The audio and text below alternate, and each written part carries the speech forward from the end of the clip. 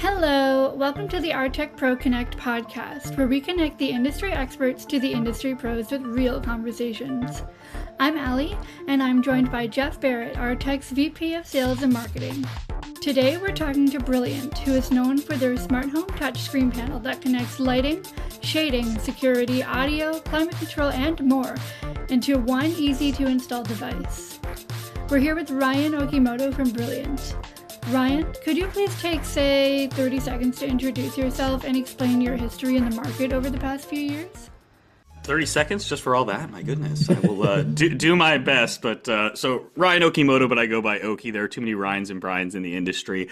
Kind of been my nickname since I was a kid. I am what is my CEO even called? He doesn't really know. But we've titled me Senior Director of Customer Engagement, which is fancy talk for kind of jack of all trades for Brilliant.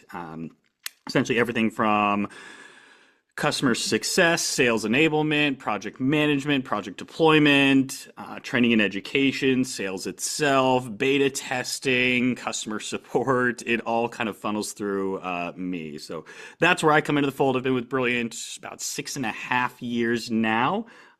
Before that, I was with a Wi-Fi startup you're probably familiar with named Eero, and before that, a speaker company you're probably familiar with named Sonos. So that tech world, gadgets and gizmos, kind of industry disruptors in a little bit of that sense. That's my bread and butter, what I love to do and be involved with as we kind of build brands up that can be into really everybody's home and just make tech more accessible in whatever they were looking for. So that's where I come into the fold, and yeah, love what we're doing with Brilliant. Perfect. And what have we been working together? What, about 6 months now, let's say, for argument's sake? Yeah, I think roughly 6 months. Yeah. And a lot's happened with us, between you and I specifically, but also between the companies. You came up and joined us at our Builder Show trade show about a month ago now at this point. Fantastic success. Definitely hit the audience we were looking for and hopefully the penetration in the grand scheme that we were looking for. You mentioned, kind of being a one-stop shop yourself in terms of your experience. That's what we've seen. That's the support that my team is getting from you and your company, and my customers are now starting to see as well. So no, that's fantastic. Thank you for that. Yeah, and that's part of how we look at a lot of this. These have to be partnerships. It's one thing to get a product placed with a partner, but it's another to truly have them engage back. And Jeff and Aly, to your credit, you've reached out. Hey, we'd love to do a podcast. Absolutely. We're going to lean in as much as we can because we'll try and offer these things to certain partners, and other partners might not be as engaging. So it's fantastic that not one, you're willing, but two, we're actually executing that as well. So happy to show up as a joint force, and we're going to continue to do more of these sort of engagement type of projects with you, whether they be, more podcasts in the future, or even, lunch and learns, trainings virtually, things that we can do. And I hope to get back up to Toronto or support you with another show that's maybe somewhere else across Canada. So happy to be here and love working with you and the team. Love it. I appreciate it. And so I do have a bit of a script, as I said, in terms of, or an outline as to what I want to cover today. And it's mostly because I've been having these customer conversations now about Brilliant. You've sent some customers our way that are new to us, that have been installing Brilliant, that I have absolutely drilled for as much information as I could. So that's been good for us. So a couple of the things that I hear, good and bad. So let's start with the origin story, for lack of a better term. You and I talked about this on the webinar, but I'd like to cover it here really quick as well. It was a customer of mine that actually reached out and said, hey, did you know, or can you clarify for me, was Brilliant a different company before? I feel like I've seen them something. So there was quite a bit of knowledge, I guess, there before, but you want to just touch on that real quick for us again in terms of how you evolved from, say, 3 years ago to today? Yeah. So let's flash back to when the product was invented back in concept 2016, first product 2018. So Brilliant's actually been around for, what is that now? 7 years, 8 years, roughly in that space. And it was designed originally as a retail product. And it was, hey, let's bring these smart devices together and make it affordable in that smart home control platform to give you something that's different than the Crestron, Savants, and Control4s of the world, which are, to be clear, always great products, amazing products, but maybe not scalable for every job, every client, every builder, whatever that may be. And as we started to grow, and this is just my position, the original CEO, it felt like he wanted it to be all things to everybody. So we were dabbling in retail, we were dabbling in the professional world, we were dabbling into security, dabbling into energy efficiency, dabbling into solar, all these different things. It didn't really feel like we were maniacally focused on what the product was telling us. So eventually what happened is we did come under new ownership about 1.5 years ago now. The great piece to that is While that happened and there was a bit of a transition, nothing ever dropped offline. So if you were a Brilliant customer before, and you were none the wiser, your experience was the same. You could set up a new system, you could add all your integrations, everything remained online. You maybe didn't see an app update for a little bit, but your experience held strong through all of it. So we did come under new ownership as Brilliant Next Gen about, again, a year and a half ago.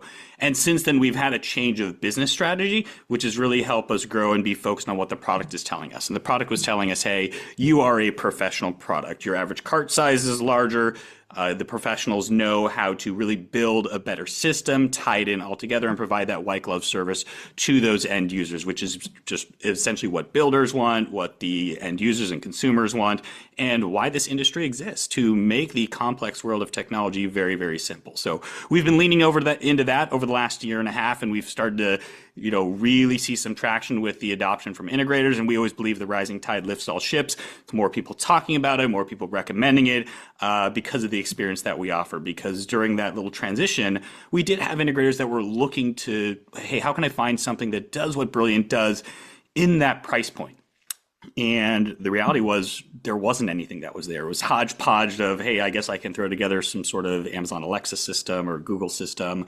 Or conversely, I have to go spend thousands of dollars more for a scaled down, Crestron Savant or Control 4 system. So we really had this or do have this niche in the marketplace. It's now just leaning into those that were leaning into us. And that is the professional world. So that's our focus. That's what we're doing now and why we're here with you.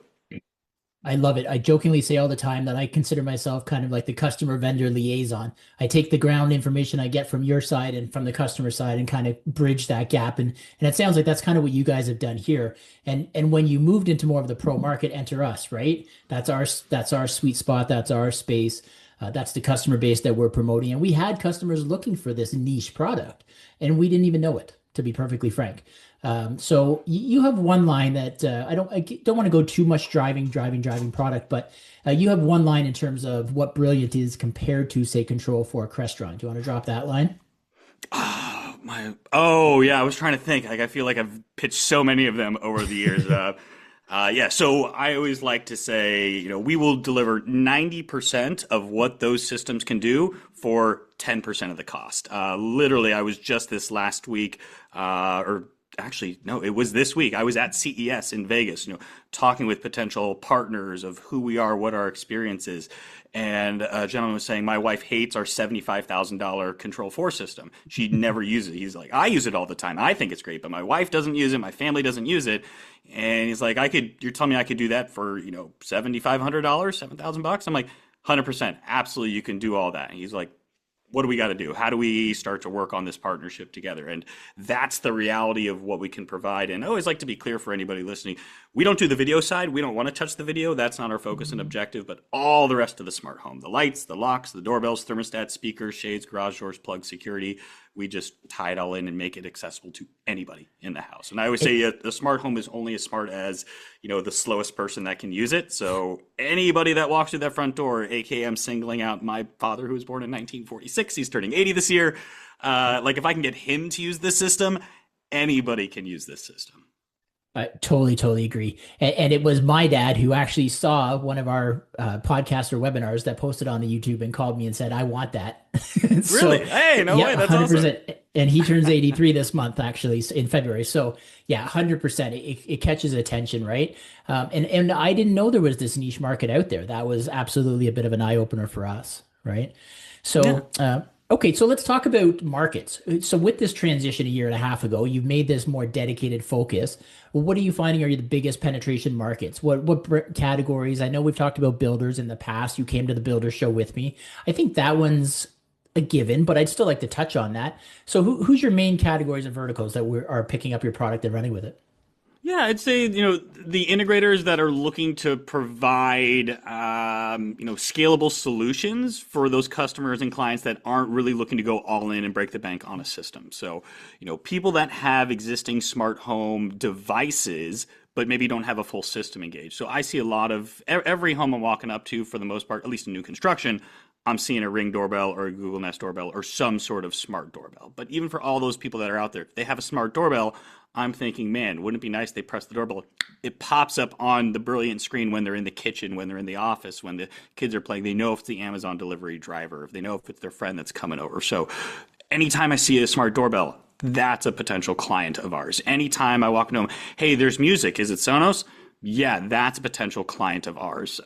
Anytime there's multiple smart devices in the home, those are just the perfect matches, because the whole point is, how do we simplify this experience from, hey, I have that folder on my phone that says home control, and you have, for me, I've shown you, like, it's not 9 apps, it's a swipe. Oh, there's 9 more apps. It's a swipe. It's 9 more apps. I'm like, oh my gosh, it's too many apps.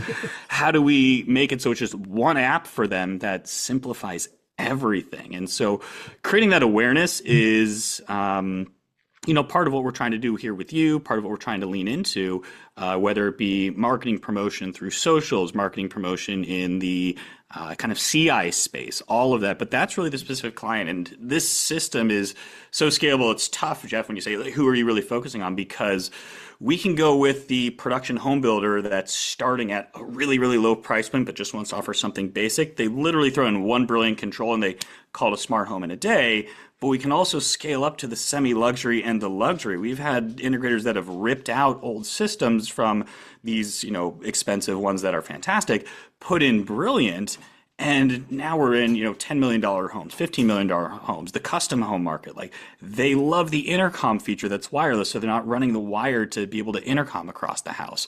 We've seen creative experiences, and this is actually more relatable for you up in Canada, where Brilliant's been used with relays that can actually turn off the heaters on the roof to melt the snow, or the driveway to melt the snow. Like, if you have a relay that can handle any sort of wattage limit, excuse me, anything that has an on-off switch can technically be controlled by us. So that target market, it's rough. It's more the integrator that wants a simple solution that's in, out, done, that's delighting the clients, that they're not spending a week going through training and certification. They're not back because drivers are breaking on integrations, because we don't have those drivers. These are direct partnerships that we have.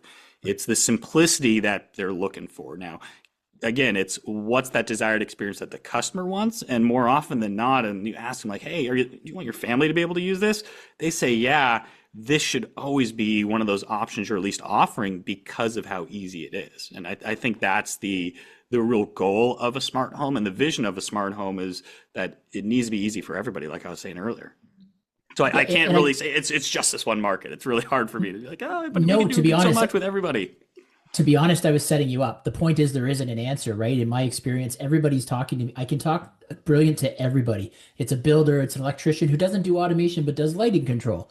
It's a Ring camera installer, it's a doorbell installer, it's a door lock installer. Literally anything that really is in my book of business, we can touch. So I think that was cheeky right of you. I was not expecting that. Well, and that's the thing, because normally I have to bring products up when I'm introducing a new brand. I have to explain, obviously, who the brand is and some reputation there. But once I get into the story and I start talking Sonos and Ring and all the different compatibilities, Lutron Caseta out of the box, integrated Alexa in the Alexa. Sorry, it's going to trigger mine, but oh yeah, no, I gotcha. So 100%. I don't think there's any installer out there in my world, in the low voltage electrical world, automation world, integration world, who shouldn't have this in their back pocket as an option. My favorite selling point is simply almost everybody has a common area. And in that common area, you've got 1, 2, 3, or 4 switches, right? And that's usually a focal point, whether it's a front hall, a kitchen, whatever you want to deem it. Pulling out these 3 or 4 gang boxes and throwing in a system like this with instant integration, everybody pretty much in today's world has 1 or 2 devices. It might be a $10 Amazon plugin to control a light. Doesn't matter. If there's one, there's an in for this kind of a capability to tie everything together. So I think everybody has a different perspective as to what they would do with it, but I have yet to find a category that I can't talk to this. Yeah, and I love the fact when we think about putting in the home, you mentioned like, hey, it's going to go in that main entryway or hallway, just rip it out. Because, yeah, it's the light switch. And for those that aren't aware, you take out the old light switch, you put us in, you use the high voltage electrical that's already in the wall. You don't need to change any rough or anything like that. So whether it's a retrofit or new construction, it works just fine. But the fact that there's no extra gear, no extra hubs, no extra wires, no long-term contracts, no monthly fees, nothing hidden in a server closet, nothing plugged into the router, none of that extra stuff. Like the product out of the box, like I have one right, like this is all that you need. and you're off and running. It's kind of wild in that sense. Like, again, that's what people don't have. And like, wait a second, that's the custom look. That's what an integrator can provide to be like, hey, I didn't know this was possible. I thought I had to get a bridge to plug into my router. And then my house is a little bit large, and do I need a repeater? And what's going on with all, like, no, you don't need any of that stuff. That's it. And you're off and running. And I like that there's so many solutions built into the one, because the more the different models have a better price perspective, in my opinion. So the 1, 2, 3 gangers, the price relatively gets better, in my opinion, because the devices per dimmer, obviously, if you're buying just the touch screen and then you go out and buy 3 dimmers on its own, you buy a motion sensor or a motion camera to tie into the intercom, you guys have all that built into the device. So again, for the person who just wants to do some lighting control for a customer, just wants to tie together 3 devices, they're not looking to get into a big integration. Straight out of the box and a very straightforward install. Agreed? 100%. The modularity of our system is kind of where we shine. And if we have anybody that works with builders, I think that modularity is really key. And what I mean by that is, let's say we have 2 different builders that are across the street from each other. Builder A says, hey, I want to be an energy efficient home. And builder B says, I want to be a security focused home.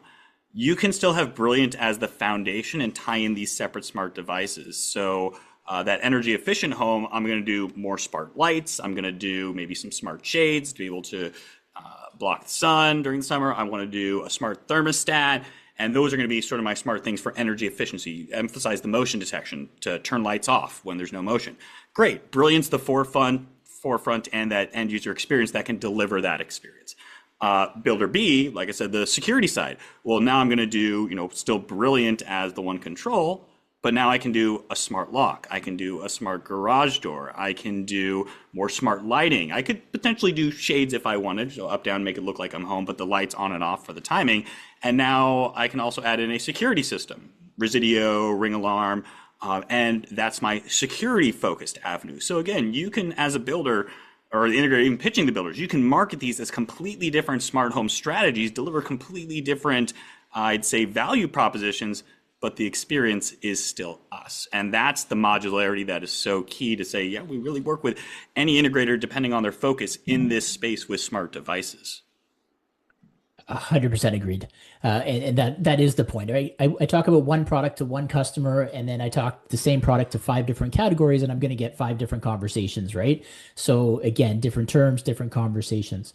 So let's jump a little bit. So now that we've kind of gone, there's no specific market that you're necessarily targeting. Can we talk about what maybe you see as a common error out there in terms of this space? Like, what are installers doing right? What are they doing wrong with your product? Can you speak to that a bit? Yeah. I mean, I'd love to say they're always doing everything right with our product. I'd say, the key thing we always try and preach, and a lot of the value prop for us is, they're saving money by not doing some crazy fancy expensive system. We're trying to help you build a bigger basket and really maximize the feature set of everything that we offer. Emphasizing how we make existing product experiences better, I think, is one thing that is maybe missed out on, not touched on, because we can say, hey, we work with Sonos, it's great, you can control your Sonos, it's tactile volume control now, the sliders can be remapped, and that's generally known. What we don't really talk about enough are those real life experiences and having it relate to them. And what I mean by that is, I show this off almost every time for Sonos, and I'll give one for Ring as well. But for Sonos, I love Sonos. I work for them. I have their product all across my house. If I don't have Brilliant, when I leave the home and I open up the Sonos app, if you're not on the home's Wi-Fi, Sonos app doesn't work. So you leave, let's do real world experience. We leave and we ask, hey, Aly, did you turn off the music back at the office? And Aly's like, yeah, totally, I turned it off. And you come back the next day and the music's still playing, like, son of a bee, like, look at that, cheeky, okay? But because Brilliant's on the home's Wi-Fi, anywhere in the world your phone has data, you can access Brilliant system to see, oh yeah, Sonos is still playing, let me go ahead and pause that. Like, that's a real world experience to make an existing product better, which, Sonos can't even control Sonos remotely for the end users. I know the professionals can go into the back end dashboard and for the business side. And Ring, hey, if I have a Ring doorbell, I press the Ring doorbell, I'm going to get that Ring notification on my phone. But I always like to call this the anxiety device. We're on this all the time. Screen time is very sensitive. Maybe I'm cooking in the kitchen. Maybe I'm busy typing here at the office. I don't always want to have my phone have my phone accessible. It pops up physically on the Brilliant control. You see who it is. You can have a two-way conversation. You can even lock and unlock the door directly from that. You don't need the Ring app. You don't need to have your phone. This is how the home makes sense with these experiences. So I'd say one thing that the integrators should probably work on a little bit is making sure we're clear what the value prop is, not just for us, but how we make these products that they might already have better to help them win more. Like, oh yes, I absolutely need more of these. I need this in this room. I need this in that room. Let me get more stuff from you. You can customize this system for me. I'd say that's the piece that we're trying to educate more on, but sometimes it's a little bit tricky. It can happen at times. And I might be jumping a little bit, but you kind of half answered this question that I had planned for later. So where do you see good installers? I'm saying good in terms of qualified, already somewhat educated in the system. They already know the product and this industry pretty well. Where do you see them leaving good money on the table? What are they missing? Oh, man. I mean, it's such a tough question.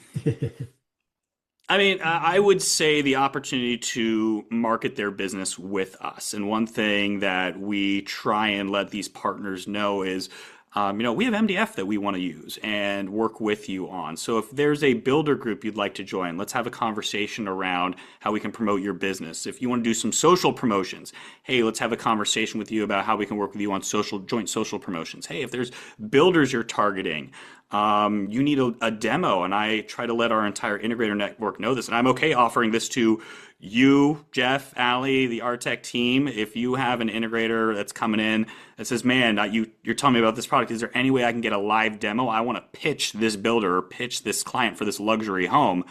You just say, okay, I have this opportunity. Can you hop on and give a demo of your house? If you haven't seen it, I'm more than happy to do it. We can do it live in a future one, Jeff. We can post it to your YouTube page for Aartech. I give an in-home demo because my house has everything. Lights, locks, doorbells, thermostats, speaker shades, garage doors, plug security, all those categories. So my house is the demo house. It's one thing to look on our website. It's one thing to talk to us and say, yep, it does all these things. It's another when I take my laptop in one take and walk around my house and show these things and bring the experience to life. I'd say that's an opportunity that our partners are not taking advantage of enough that I'm more than happy to do. That's a big piece because I can tell you every time I give the demo, wins over. Like it's sold. The client will love it. The partners love it. It just works. And this is how I live in my house. And when people see that live, that's the big thing. Like, okay, so they're missing out on those opportunities for us to support them a little bit more as they're looking to promote their business. But if they need more marketing materials, reach out to us. If you want, stickers to put on your trucks, reach out to us. If you want some banners potentially, reach out to us. These are the things that we have some MDF, so market development funds for, that we want to work with you on. So all those things that we're trying to promote, lean in on us. If there's education pieces that maybe you don't feel as prepared, we have our Brilliant Certified Expert program. It is completely free. Takes roughly 2 to 3 hours of your time, everything from the sales pitch to the installation, configuration, the white glove. Utilize that tool. So, even newer things, we just released what we call ProView. It's a professional dashboard that you as the integrator can log in. You can see all the homes that you've done installs for. So it's just, hey, you can email proview@brilliant.tech. I'd like to be signed up to your ProView account. Fantastic. We light you up. And now you and anyone on your team is a part of your organization. And every subsequent home that you install from here forward, just make sure you're invited in. Hey, Mr. and Mrs. Customer, can I continue to support your home, troubleshoot it? We're going to add my email in. I will not, touch it unless you ask me to. You can charge a service for that as RMR as the integrator, but that's something free that we have that maybe they're not aware of. So trying to get the integrators to utilize all of our tools that we have at their disposal to make them more efficient, to show the value that they bring to the customer. Like, hey, you can sell Brilliant into the home as is, but hey, I might charge you, X amount per month, and now I'm supporting your entire smart home. You have any questions, give me a call. I can troubleshoot it. And with our tools, even our app, you can log into multiple homes. So hey, if Jeff, you call up, okay, I need some help tweaking my motion settings. I don't want to, or I just added a new light, but I'm not sure. Oh, awesome, not a problem. As the integrator, I don't have to roll a truck. I can do all of that remotely and service them. And I mean, truck rolls, we know, are the bane of our existence. Like, you get it set up and then they do something and like, oh gosh, no, not again. And you don't want to have to roll a truck and charge them for it, but it's a business. We get it. So why not be able to support them and do it remotely? So all these tools are at their disposal and we're trying to make them aware. I'd say that's the kind of pitfall that we're seeing, is like, those are things that we know you can be more profitable with, get your brand out there more, give you more tools to be successful. We're here. We're trying to help you out. And that's the support that I was talking about at the beginning that we just don't get from a lot of our vendors. That support is there. Callbacks is something on my list that I wanted to talk about. So let's dive into that a bit further. Arguably the number one objection I get for people that aren't in the integration space specifically is, I don't want to roll a truck, Jeff, for a little job that I did for $300. Or, I did a couple $1,000 job. I don't have the revenue to roll the truck 3 times to that job again because of issues. So I think that's 100% key, is having that administrative, I guess is the term I would use, the installer administrative access really does eliminate a lot of that, because you can see almost everything from there, correct? Yeah, between the Pro Dashboard and ProView and the app, you can see everything. So, I mean, Wi-Fi signal strength, what it's connected to, if integrations have dropped offline, if devices have dropped offline. Once you're in the app, you can add the integration, set up the motion, create the scenes, adjust, reassign your sliders, adjust the status light on the dimmer switches. I think 95% can be done through the app. There's very, very little where you have to be physically there on the control after that initial installation and configuration. And is there any, I've never asked you this before, is there any push from that administrative side? So if I've installed 15 systems for Brilliant, so I've got 15 different clients, is there any, if one network goes down, if one system goes down, is there any push notifications, or is that just something like proactively you have to go in and look?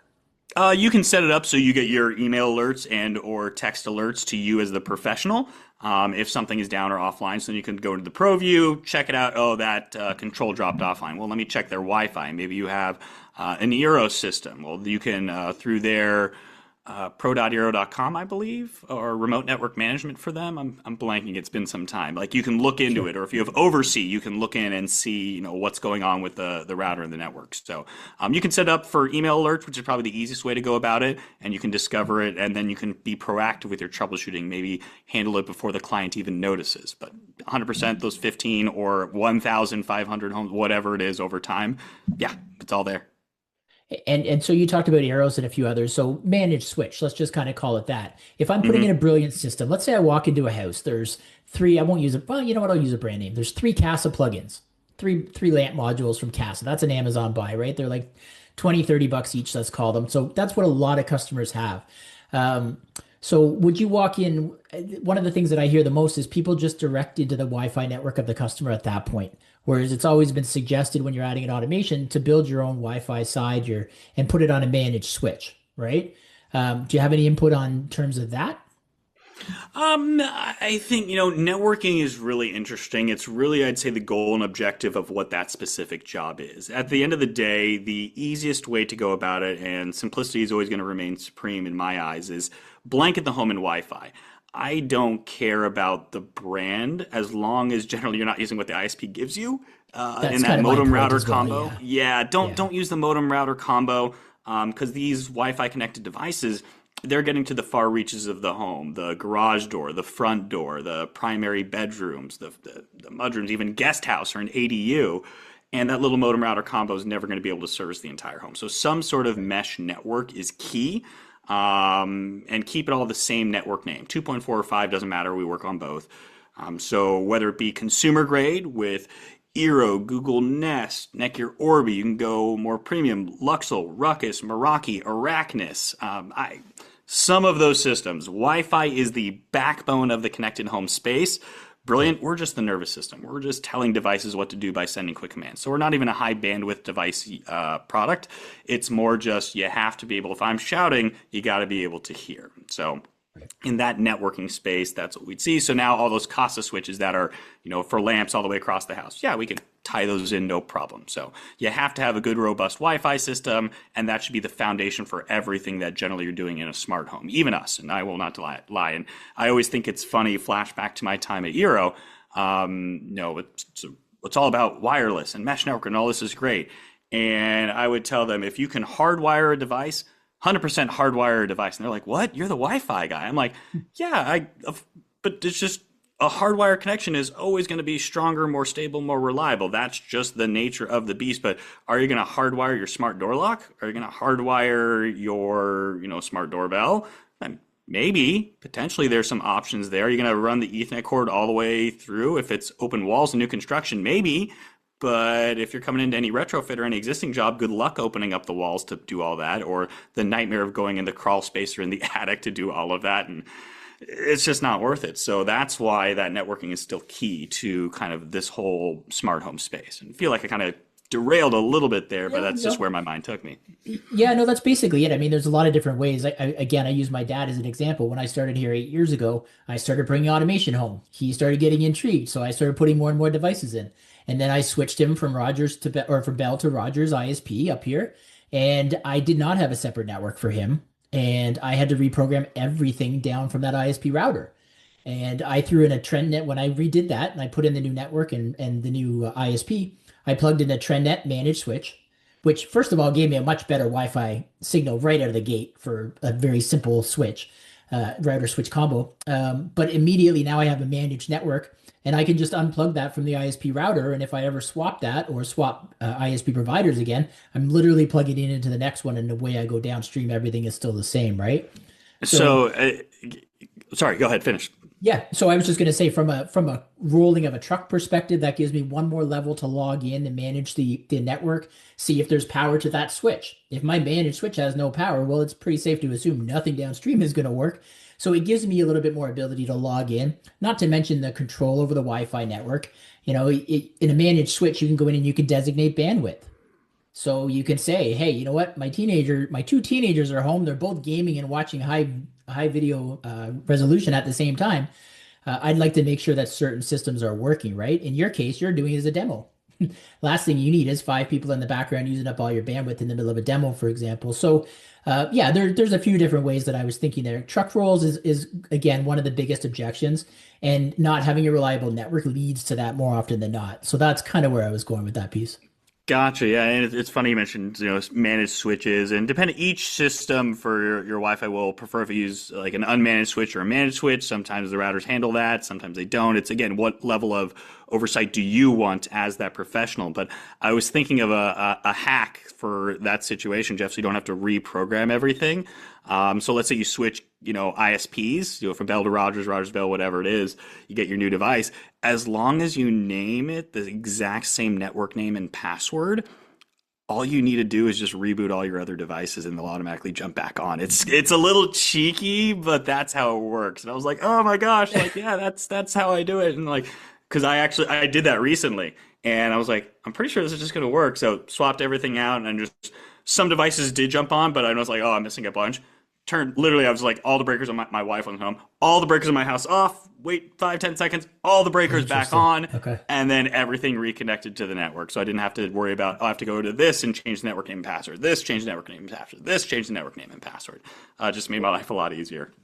Honestly, I called a couple of my partners when I was doing that with my dad's place, and I asked that, and they gave me the same advice. They said, honestly, if you can get the name and everything exactly the same, it should work. I just couldn't. But what I didn't do was that master power reset that you were talking about. I shut down the network and things, but I probably didn't do enough based on what you just said. But all the more reasons, right? Because if we had a proper switch in there, we wouldn't have that problem moving forward. So exactly, yeah. And those proper switches are just fantastic devices now. And it actually popped into my head. One thing we haven't mentioned, it is actually available for sale now, is the PoE version of our product. So that's a big one of, hey, if you do have that opportunity to get through the walls, or you're pulling all your Ethernet cords, that opens up the flexibility for Brilliant to be more like a traditional in-wall control panel, but we're also not bound by the height of the gang box and where the electrical is. So you can place Brilliant exactly where you want to place it. So instead of being at electrical height, hey, I want one exactly right here. Great, I place it right there. I just use a little 2-gang box and pull the Ethernet cord to there during rough. Sweet, I'm done. And now we use those sliders and remap them for some Lutron Caseta lights or Philips Hue lights or the volume of my Sonos speaker or something like that. And I get that tactile experience that I'm looking for. So I am very excited about the PoE. But of course, you need a nice, fantastic switch to do that. Good thing for us on PoE, you don't have to worry about PoE Plus or Plus Plus. We're 3 watts. It's like 3.8 2 something watts of power. So you're probably going to have a PoE plus plus or PoE plus managed switch. Don't have to worry about any sort of power limits with us, which is great. So now let's put it together on that whole Ethernet and managed solution. More things are moving to PoE. I have PoE cameras. I have PoE Sonos speakers. Their Sonos Pro 100s. Those can be powered over Ethernet. All these PoE devices start to tie in together. It's like that's a complete solution that we can offer, which is, again, easier than electrical at times, and it's just where things are starting to move towards. So very excited for that. 100%.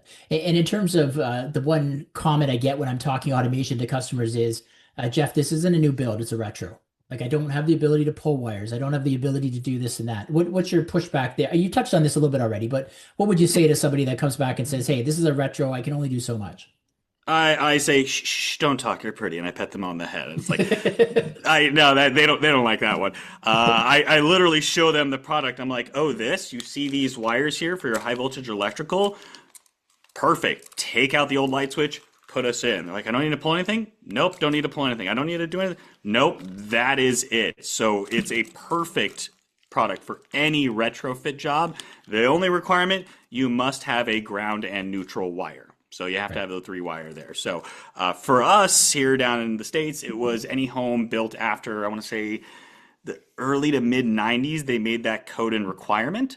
Now there's the expectation of what should have been done, and then there's also the reality of what electricians actually did. Hey, I'm expecting to see, green, white, red, and black, and I'm seeing purple, yellow, and blue. I'm going, what the heck am I doing? Which wires what? So as the best practice, please just take out one light switch and look in the back. Make sure you have the proper wires. You have the proper wires, you see the ground and neutral, you're good to go. So you don't have to worry. The retrofit world is a sweet spot for us because you're not cutting into walls. You don't have to worry about how do I do my drywall work. You don't have to worry about beams when I'm cutting into stuff. Like, where is this? It's there. Don't change anything. But like this home, my house was built in 1951. I'd love to have brilliance in every single spot, but I don't have a neutral in every spot, so I have to pay an electrician to come to those places. But the main places where I want it, right at my front door, in my kitchen, in my wife's she shed, back in the bathrooms, like I have it everywhere I need it.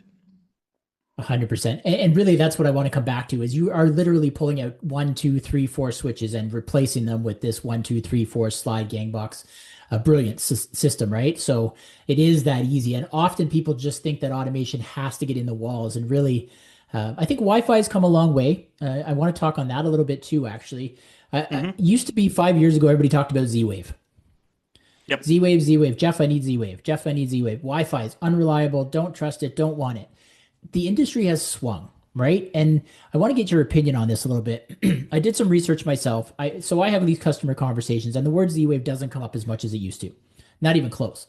And I think people trust Wi-Fi more than they ever have. I think that's part of it. I think networking in general has become, much more evolved than it was 2 years ago. You talk about mesh networks and things like that, having the ability to build our own. But ultimately, excuse me 1 second here. No, you're good.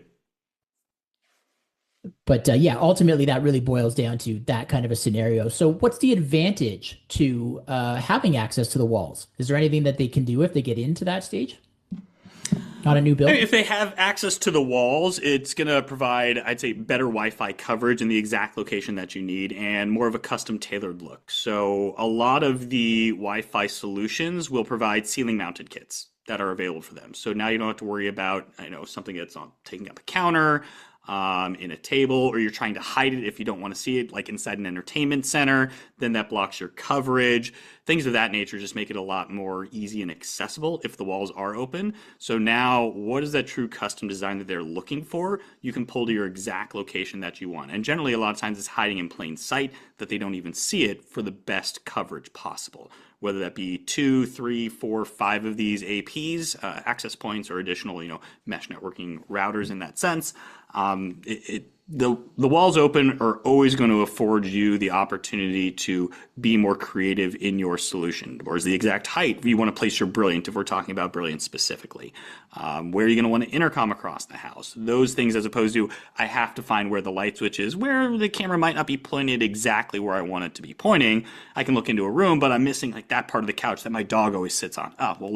Now with the walls open, I place the Brilliant control exactly where I want to place it. And I use that because that's an exact example that I have. my Brilliant control is right there, facing towards me here in my little kitchen, living room, dining room area. It's a small home. But where my dog sleeps on the couch, that camera doesn't quite sit. Like, man, I wish I could have the walls open. I could put my Brilliant on this wall. That's the side that I want it on. So afford you that opportunity there. I actually had a customer tell me that a while ago that they put in a different height at a nursery. They wanted the nice, camera fantastic. at crib level, right? So they put it in at a lower height. So yeah, that wasn't something I'd planned, but that's definitely something that came up. So let me jump back to the Z-Wave quick there before my voice cut out on that last one. So talk to me on Z-Wave on your system. So a customer comes back to me, an installer comes back and says, hey, Jeff, you know what? I've been putting Z-Wave systems in because that was what I was told 5 years ago. I've been doing Z-Wave for 5 years. Yeah, I do some Wi-Fi, but really I'm still Z-Wave. How does Z-Wave apply to your world? So to be clear, Brilliant foundationally by itself, we are a Wi-Fi based product. So all the integrations, everything that we do is tied in through Wi-Fi for the partner devices.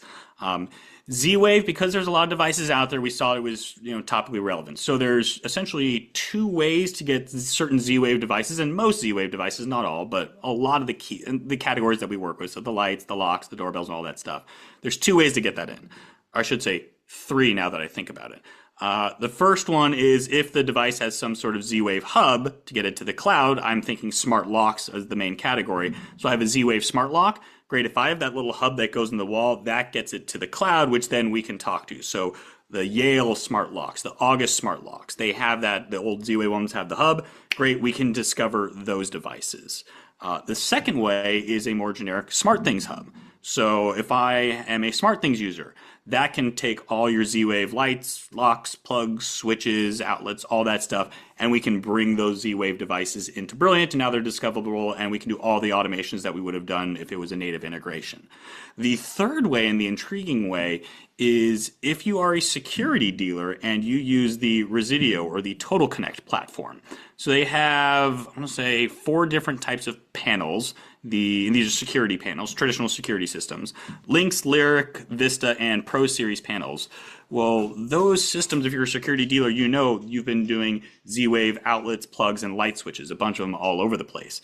Through our integration with Residio, that acts as a Z-Wave hub for Brilliant. So any device that those security dealers have tied in, that's Z-Wave appropriate for those security systems, we can also pull into Brilliant. So everything that they've done is not necessarily obsolete. It's just what's that right creative solution to bring it into Brilliant. So SmartThings hubs, which are strikingly hard to find through Aartech. They need to make more of these things. It was a Samsung SmartThings hub. Oh, you have them. Okay, great. Because I did some looking on Amazon like a couple months ago. I'm like, out of stock, shipping into. I'm like, what? Like they're still popular because again, these legacy devices. When we buy these smart home devices, I don't have any data on how long we hold on to it. I feel like anecdotally, hold on to it till it dies. Like I'm going to have these things until it stops working, until I don't have a way to bring it in. So there's a bunch of these that are out there, but they shouldn't be obsolete. You can merge these two worlds together of Z-Wave and Wi-Fi to now get creative and still get that simple experience. So that's how I think I see Z-Wave. I don't see Z-Wave being really the future. Wi-Fi is the future of where things are going. I also want to put a little caution on Wi-Fi just because after working in the space, I see a lot of it is marketing. And what I mean by that is we've heard of Wi-Fi 6 and now there's Wi-Fi 7, all right?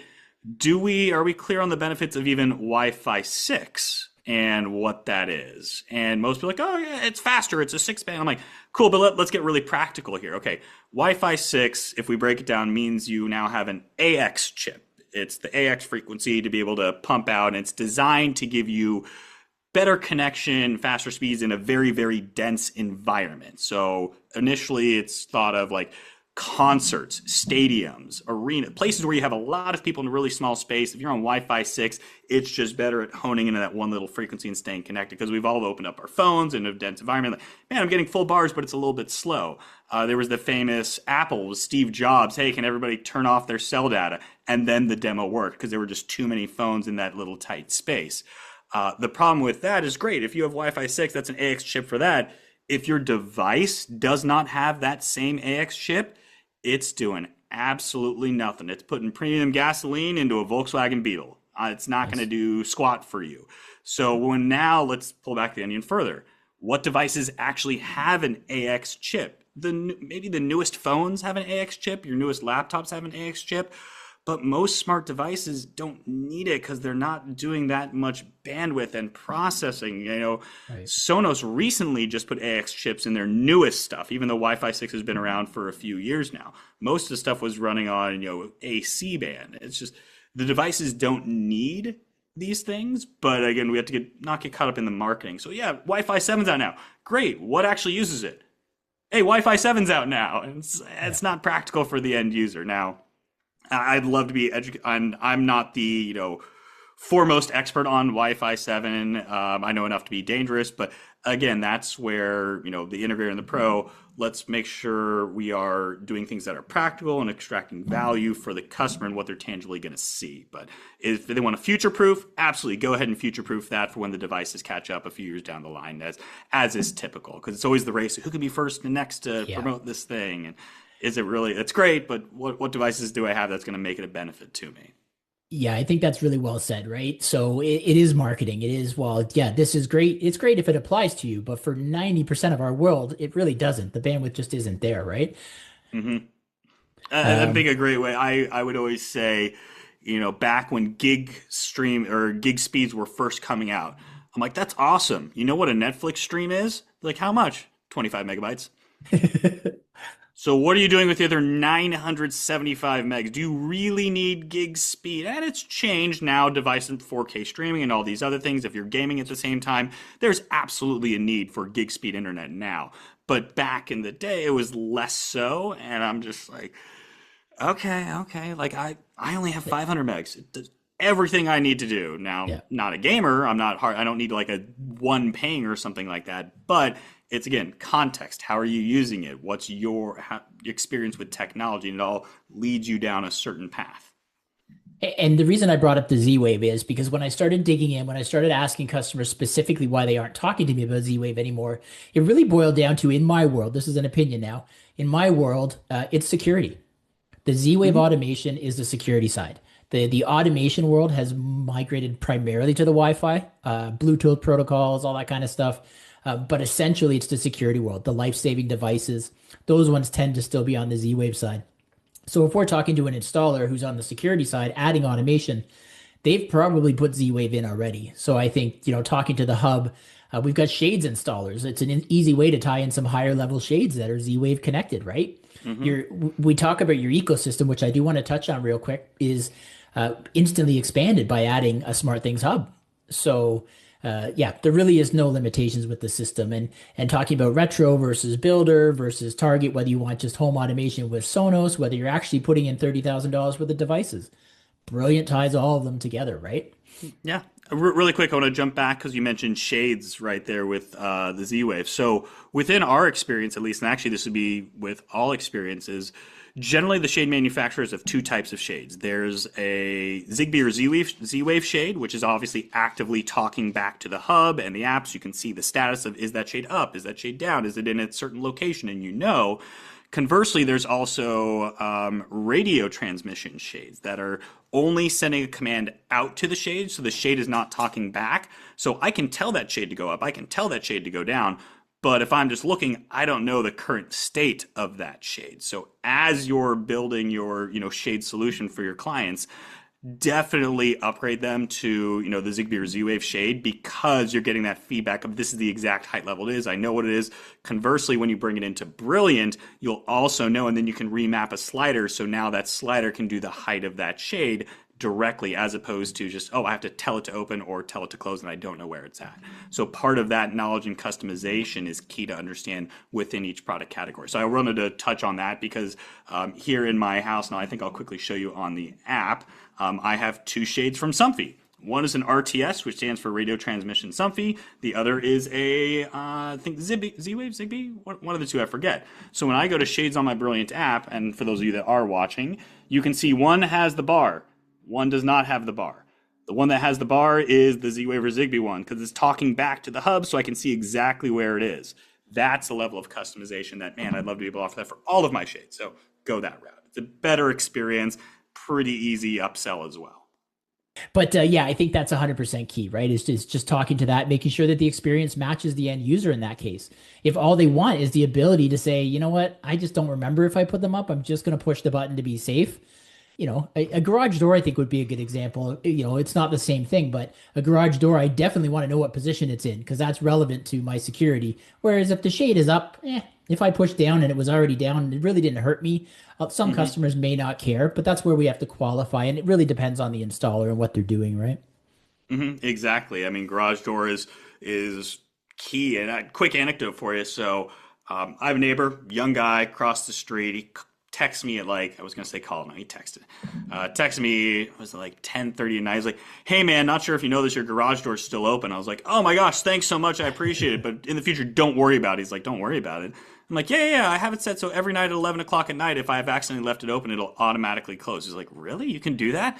I'm like, dude, you're my age. Like, I say young loosely. I'm over 40.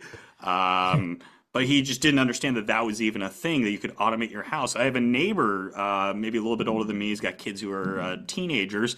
He was like, "Oh, hey, sorry, Ava, his daughter, like, let me go. I got the key. Here, come get the key to unlock the door." I'm like, "You don't have a smart lock?" He's like, "What's a smart lock?" Oh my gosh, dude, everybody can have their own PIN codes. You know who's opening the door. You know the status of it, if it's locked or unlocked. There's like geo-fencing, so just as you walk up, it automatically opens. You can give like temporary PIN codes. You have a cleaner that comes in or the dog caretaker. He's like, "Oh man, that's great." I'm like, there's so much opportunity out there that you think everyone knows about tech and smart. It's like, there's all these things that are very, very simple and just get them started and let's bring it together. Just it's there. It's right there for the taking. And I think I was just having this conversation at CES with some people. We're at this inflection point where everybody's starting because these devices are so ubiquitous. Everybody wants to upgrade. How can it be better than just my basic Amazon, my basic Google, my basic Yeah. whatever system? But I can't. I don't want to break the bank because smart home is becoming a standard. It's just where this is going. Apartment complexes have kind of been the first to realize that where they need to offer tech amenities for this younger generation. Home builders are realizing that and they don't even think about it. They're just throwing in a smart thermostat and a smart doorbell, and that's just a standard now because it's so easy and so accessible. So the next evolution is bringing the systems into place that are scalable, that are easy to use for our lowest common denominator. Again, that's where simplicity reigns supreme of can we do everything that those premium systems can do? No, we'll give you 90%. But what can we do where we shine? Every single person that walks through the door is going to use it. And my gosh, utilize the digital photo album, please. Every time I am uploading stupid photos of my family and friends, stuff from old yearbooks when we were kids, and just like photos of my parents from the 70s when they were hippies. And I'm just like, it's funny, it's engaging, and that's what gets people to the tech to break down that barrier of fear. So it's coming, like it's Well, here.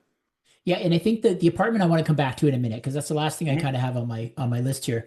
But let's talk about what automation. So this isn't brilliant specifically. This is me asking you as an industry expert.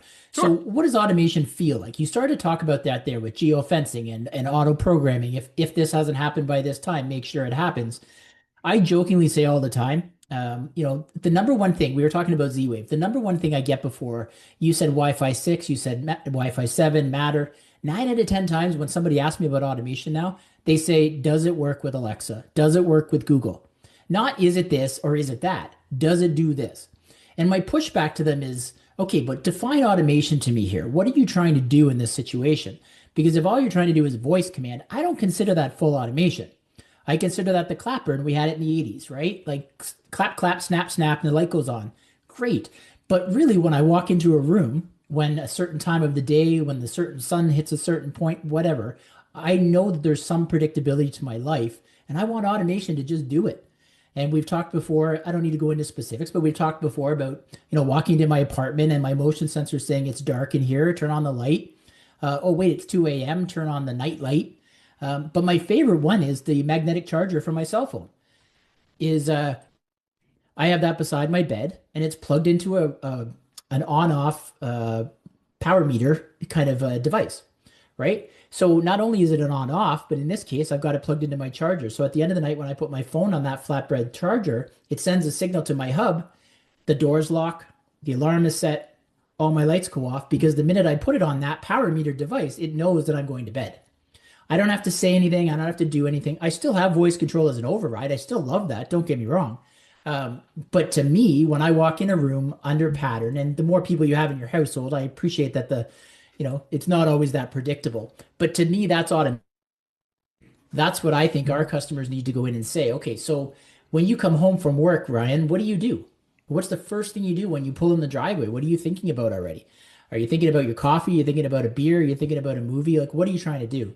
And I think Yes, if the, to the all of more we that. walk through that, yeah, exactly. The more we walk through that, the more customized it is. I think the easier the sell is for the installer. Sure, and bringing those experiences to life with anecdotes is always the best way to go about it. So for me, I always like to talk about my most robust scene or automation, which is my good night scene, the one I mentioned earlier, where my garage door automatically closes at 11 o'clock at night. That's going to happen along with everything else in my house. So at 11, every night without fail, garage door closes. All my lights turn off except for my front porch light, which gets set to 5%, so it's not full blast all night, so saving a little energy there, and I still want light out front. If I left any doors unlocked, they locked. If any music is playing, it pauses. Doors locked, I mentioned all that. I'm going in different order. Shades lower, thermostat adjusts, and my security system gets set to armed home, and I never lift a finger. It's also a perfect trigger for us. My wife and I was like, oh, it's 11, we got to get to bed. Why are we still up? One of those types of things. But those pieces, and even in the day-to-day life. So depending on the house, I have a guest bathroom. If you've ever seen my in-home demo, it's very dark in there. It's right in the middle, no outside windows. So I have the motion detection turned on from essentially 7 o'clock in the morning to about midnight. So, hey, if I'm walking in there, the light's automatically going to turn on. I don't have to worry about it. But in those other hours, it's off. The motion detection isn't working because I don't need it at 3 in the morning because the little status light on the dimmer switch is enough light. If I have to get up and go to the bathroom, it's enough to not step on any kiddos' Legos and things like that. Conversely, in my kitchen, which I'm staring at right now, tons of natural light. So I don't have the motion detection on throughout the day. But from 5 minutes before sunset to midnight, that's when the motion's active. So I don't even think about it. I just walk into the rooms, the lights turn on. I don't think about leaving because I have the motion trigger set. Hey, if there's no motion in this room for, 1, 5, 10, or 30 minutes, then turn the light off. So the guest bathroom, no motion after a minute, turn it off. Kitchen, I do 10 minutes because I'm kind of in and out, back and forth in there, things like that. That's where the expectation of what the tech should do just happens, and that's what's really nice. So if we wanted to peel back the onion further for those, maybe lighting focused integrators, if you wanted to do circadian rhythm lighting throughout the day, so the white levels of your lights get a little bit more daylight white during the day, softer, warmer light white at night, ramp it up from 5% to 20% to 50% to then off in the evening. You can program all of that circadian rhythm in, or if it's already been done with something like a Philips Hue light, you can import those scenes into Brilliant, so you don't have to worry about it. All of that is possible. And it's, again, what's that creative aspect of, the devices that are there with what you want to accomplish, that all ties in together. So personally, I have about, I think 5 or 6 different automations that run throughout the day, from a good morning scene to a before sunset to an after sunset to an evening and a good night. So most of it's happening at night when there's more light involved. But it's all sort of possible. It's, again, what do you want? What is the objective?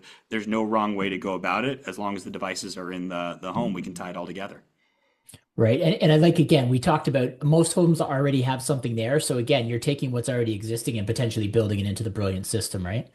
Exactly. People love that because they don't have to throw away any of their existing gears. Like, no, add it in, Yeah. We essentially are what I say BYOD, bring your own device, which is very unique in this space. It's not forced proprietary gear that you have to get our stuff and nothing else works. Perfect. So let's talk about the apartment setting, because when we first brought your brand on, you and I didn't talk about this. We talked about it more from the residential side, but let's talk about the multi-residential space for a minute. Because certainly we've evolved. We're talking to a lot of customers about these kind of projects. So we're talking about the automation experience, for example. So I'm a tenant. I rent my condominium. So when I moved in, I am not allowed to hardwire anything. I am only allowed to plug and play, right? So I'm very limited in my automation. How can Brilliant help me in a situation like this? Yeah, so in the MDU space, so we look at it from a couple different angles, from the owner-operator as well as the resident perspective.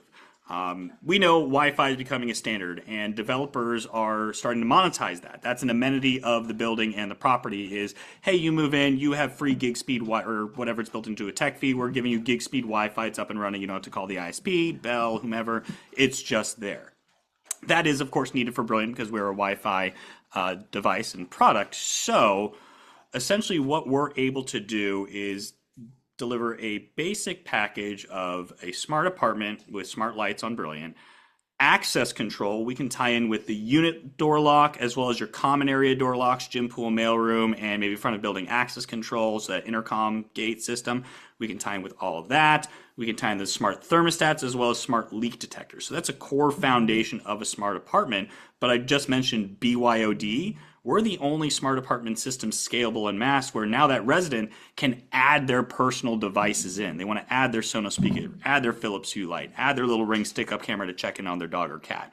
So we're offering a great option for residents to have a smart apartment that fits the needs of their, practical living, how they want to do it. Those lights, colorful bulbs, and plugs are everywhere in the apartment complex. I see all the time, just there's purple in that window, there's blue in that window, there's green over there. There's always colors. So people love these colorful lights tied into the system with us.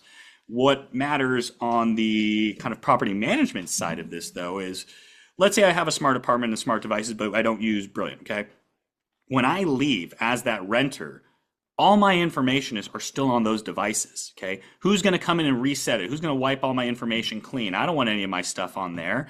So what we do through Brilliant is through our fleet management software, when that unit turns to vacant, that can be tied with the PMS, property management system, or it can be executed manually to say, hey, that resident is gone. Jeff, you've moved out. We're going to completely reset the device. We're going to wipe away all your information. But most importantly, we're going to reprogram it to be in a vacant state. So it's pre-programmed, pre-populated. All the account information is already done and taken care of. And now I, as the property manager, can access that unit. There are pre-programmed scenes like begin tour and end tour. So begin tour maybe turns on the lights, turns on the thermostat, unlocks the door. I give a tour of the unit and I leave, and I can click end tour. And end tour locks the door, turns off the thermostat, and turns off the lights, all pre-programmed. So we can have this seamless transition of the unit from resident to property manager back to resident without ever having to set foot in the unit.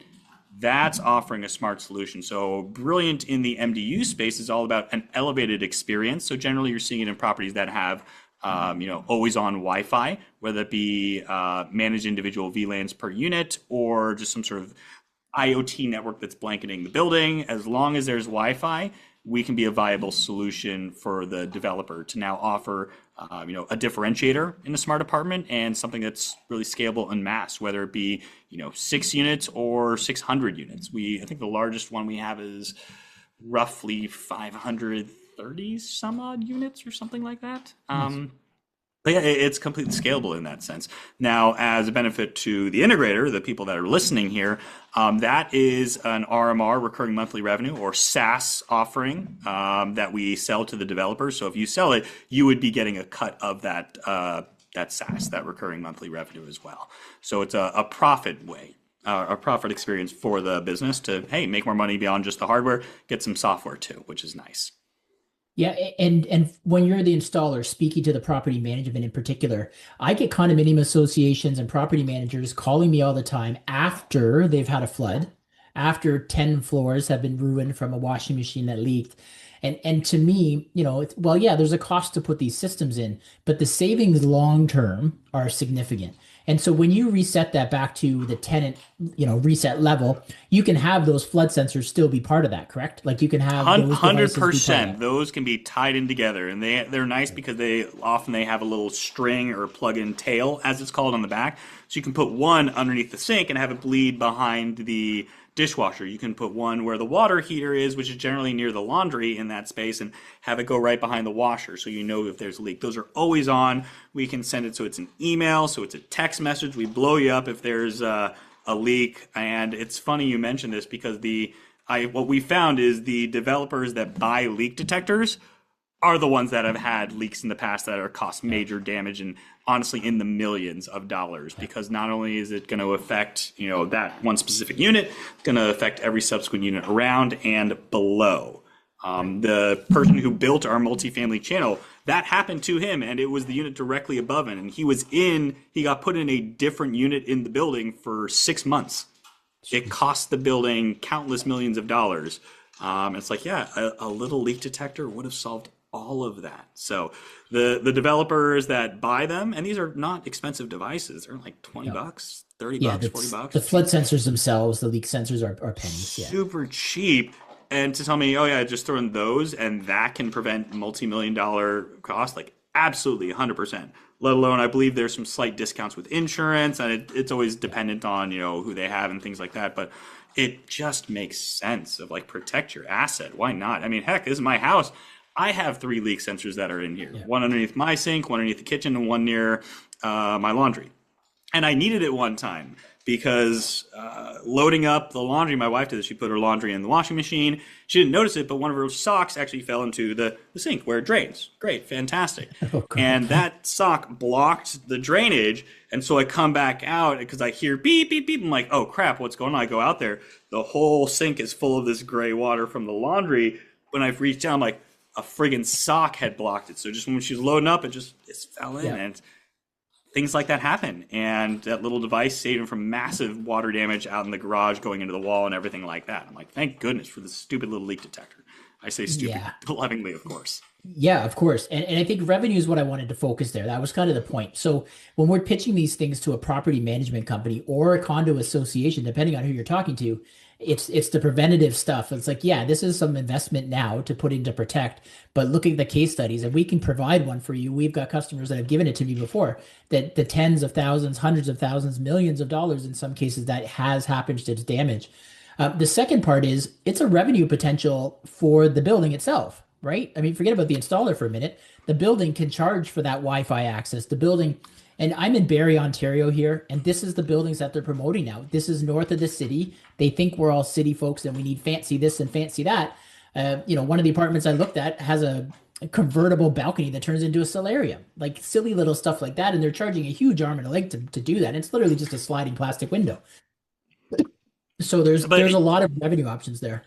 Yeah, and when we pitch to developers, anyone that isn't thinking about monetizing Wi-Fi is leaving money on the table. So it might be different for you in Canada, but for me here in the States, generally, traditionally how it would work in an apartment building, they'd pull 3 different ISPs. Maybe it's Dish, AT&T, and Comcast, for example, just 3 big players out here.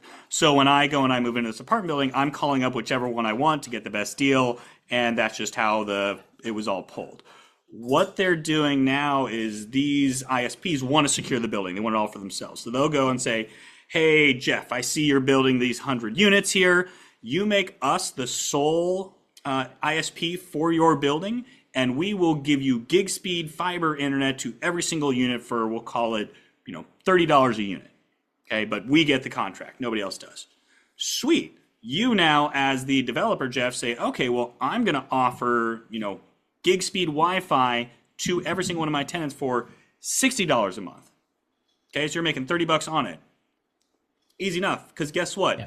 When it was still those 3 different ISPs battling and that resident calls, they'd be getting charged the full amount from whatever they're running. The promo is like $90, $100 for all that stuff together.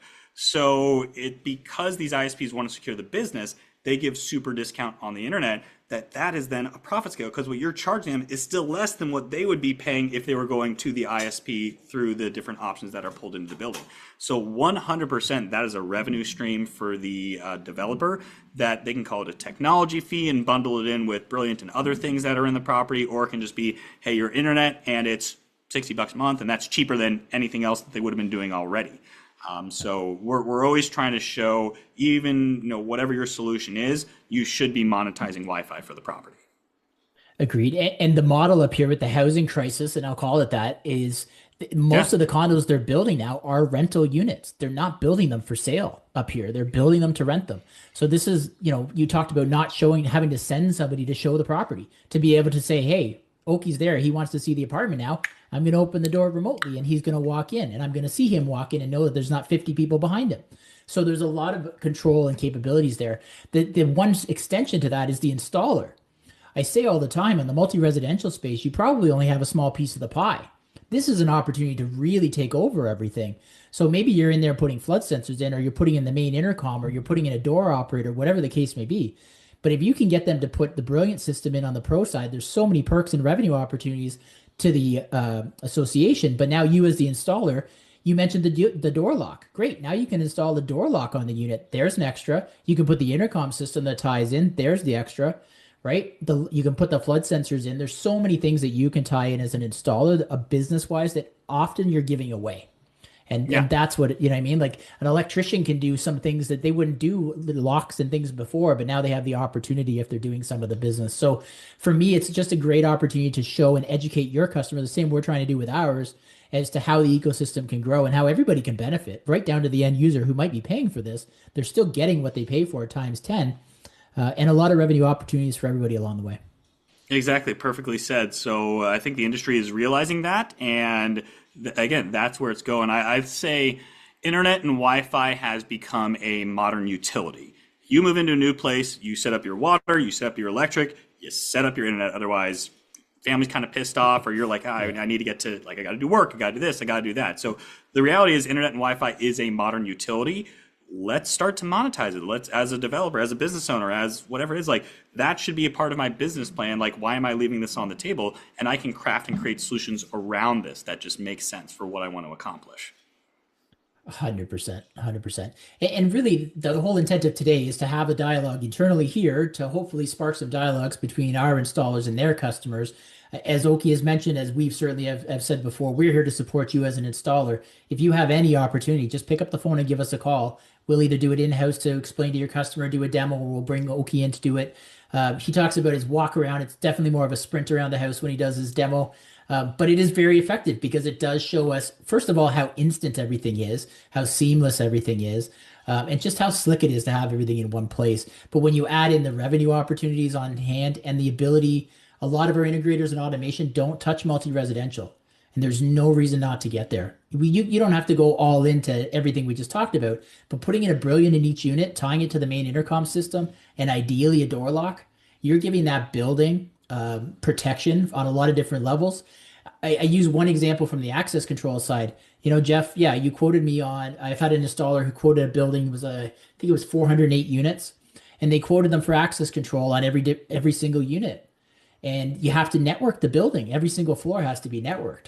Well, there are solutions now where you don't necessarily need to do that. So you can have devices tie in, but the point is that there's a bigger piece of the pie that you now as the installer, no matter what category you're in, that you can kind of pull this together at the same time, protecting your customer and increasing revenue opportunities for them. Exactly. Yeah. No edits. First draft. Nailed it. Print it. Love it. Fair enough. I certainly appreciate the conversation today. We always like these to just go back and forth. This is dialogue and questions that often installers are hesitant to ask us. But this is ultimately what we're trying to do, is have those conversations from both the vendor and the customer side. No, and I would encourage anybody listening, if you have questions, don't be shy. I always I want to be the dumbest person in the room. I want to be asking a lot of questions. There's always people that know more than me. How can I learn? How can I get better? And generally in this industry, in this trade, people, like I said earlier, the rising tide lifts all ships. Let's all be successful in this, and we can all help each other out. So I'm always trying to learn. I want you to ask questions. If there's something that I don't know, we'll look it up together and we'll learn together. Just because if I come out like, oh, I know everything. No, I don't. Not even close. I am so far away from knowing everything, but enough to be dangerous is always helpful. But let's keep learning. Let's keep getting better, because when we get better, it makes everybody more profitable and we're able to deliver the experiences that people want. 100%. And for those that may stumble across this on YouTube or somewhere else that doesn't necessarily know Aartech, Aartech is a wholesale distributor. We have a retail side, but we primarily are focused on the pro side. We sell to installers. That's the education side as well. So yes, we can support in-house if you're an installer and that you're introducing yourself to new automations and things. Reach out to our team. We're here to help you design a system. We're here to facilitate training for you. We're here to facilitate a demo, whatever it is you need. Please understand that is really what separates us from a lot of our competitors, including an in-house locking expert. So if you get into this multi-residential opportunity, you call my team here, fire code, building codes, all these different things. Nobody can know everything. So we, in addition to extra training for the sales team, we have some in-house locking experts and things to really help you design those systems. And I would highly recommend if you go to aartechpro.ca, you click on the starting point tab, or start here, I think is what it literally says. That if you're new to a brand and we've talked to you about it, definitely that's where I would go to start.